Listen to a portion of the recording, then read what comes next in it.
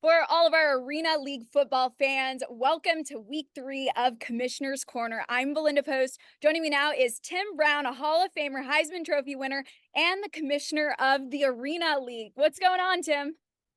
Oh man, traveling again. I'm in another hotel room. So what's new, right? Okay, well, you are fully enjoying your summer as all of our fans No are doubt. every single time they go to an Arena League game.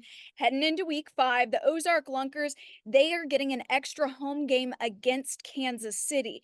Now, Kansas City has gone unbeaten. So, how is that going to play for the Ozarks? Anytime you have home field advantage, it plays well for you, you know. So against Kansas City Goats, they're going to need home field advantage and any other advantage that they can get. So if I'm them, I'm very lucky that they have this opportunity. But now they have to take advantage of it. You know, they got to come out and play great football if they're going to beat the team that's undefeated right now.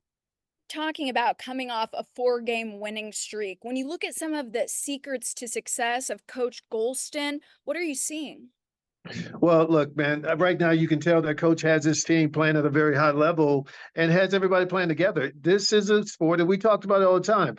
This is almost like pickup basketball, right? You got guys out there, minimum number of guys, and everybody has to be on the same page. And if you're not, things can show up pretty quickly that you're not on the same page. But this team is rolling like no other team in the league right now, and they just seem. And you know, when you look at how they put things together, they were a little late putting everything together as far as this team. And so everybody was really concerned about them. And now look, I mean, they're the best team in the league right now.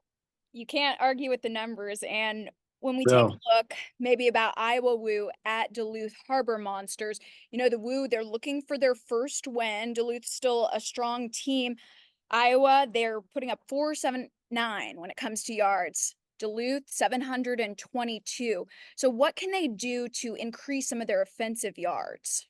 Well, I tell you, I hope they have worked diligently on that this week. You know, in this system and what we're playing in the game that we're playing in the Arena League, you have to be able to get the ball up and down the field, right? We designed this for 60, 70 points to be scored a week.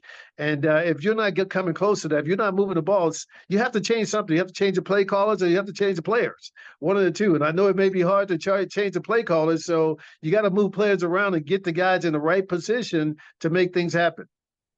And when you take a look at the Harbor Monsters, they are third out of 4 teams, but they do have the lowest pass percentage. That's about 46%. Is there anything that they can work on to maybe boost that number a little? Well, I would imagine not watching every game that they are trying to throw the ball down the field maybe too much and not taking advantage of the shorter passes and things of that nature. Drops and all that can always be a problem and can, you know, obviously add to the number that you just stated. But this is 5 yards at a time. You know, get a 4 yard gain. You know, just keep the ball moving is the name of the game here. So I just think that maybe you're trying to take advantage too much of the open field and not just making these short passes and making those happen. So I cheered for the Chiefs when Alex Smith was our quarterback, and I always said like he would throw here to the fence post, but his accuracy and his percent of completion was very high. Yeah, no doubt about it. And you know, look in this sport when you're tossing the ball around, always a shorter distance that you throw the ball is going to be great. But at the same time, you know, every once in a while you gotta swing for the fences. Sure.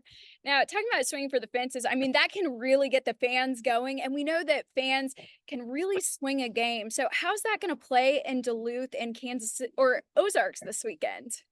Well, I tell you what, I spent 16 years in silver and black trying to convince the fans what they do, how they perform is almost just as big as our performance out there on the field. Because if you're lackluster, you know, we have a tendency to be lackluster. So same here, especially in an arena situation where you have that sound captured in there. Man, if the fans come out and they give their all, I guarantee you they're going to see more from their team. And we certainly had some very exciting games. And you also have a very exciting announcement, Tim. This is for our offensive and defensive player of the week. Yeah, let's start with the defensive player of the week, and we're going to go with Mr. Josh Evans. What an incredible time that he had. 5 tackles, 3 sacks, 1 tackle for loss. That's getting it done at a very high level. Congratulations to Josh Evans. All right, on the offensive side of the ball, we're going to go with DeJounte Ski. Yes, sir. Mr. Ski had 4 TDs, 27 points, a total of 94 yards on a field like in indoor football. That's getting it done at a very high level. So congratulations to these men, and keep it going. And of course, star players with star moments like that certainly will stand out, but it's really important for the whole team to come together. Yeah, no doubt about it. You know, these guys are going to get these awards and see this, but at the same time, at the end, they want to be sending their handed that championship ring, that championship trophy around to each other. That's what it's all about. Sure.